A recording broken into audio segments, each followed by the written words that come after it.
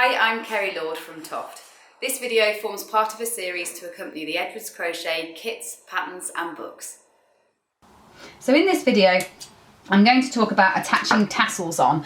You might be using this for doll's hair or even for some of the animals' tails and manes, like the horse. You can always use it as an alternative to chain loops if you wanted to. If you wanted to add, say, your pony mane or your unicorn mane on in a different way. What you'll need to do is cut your lengths of yarn first before you start. Cut them to your desired length.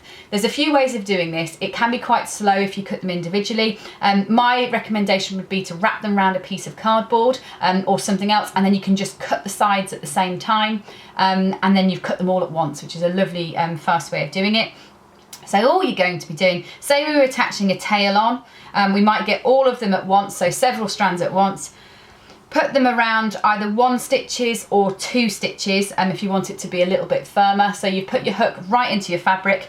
I should say that you'd usually be doing this completely at the end, so after you've stuffed and sewn up your whole animal or doll.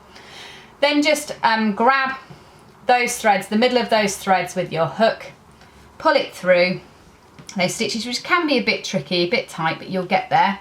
Then just even them up to make sure that they are going to be the same lengths when you pull that knot through. So make sure that you've got around the same lengths on either side, and then pull the tails through that loop.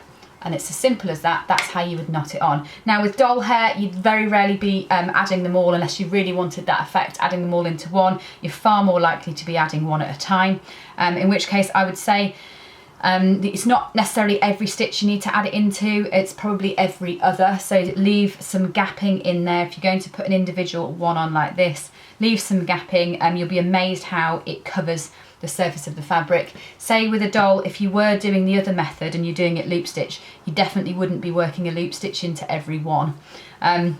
It's a lovely cheats way of adding that texture on if you are somebody that's not quite yet brave enough to tackle the loop stitch, but you love that effect of Blake the orangutan. You could always consider knotting them on at the end like this, and you will get exactly the same effect as you would if you were working those loop stitches in and then cutting them. But it really is as simple as that.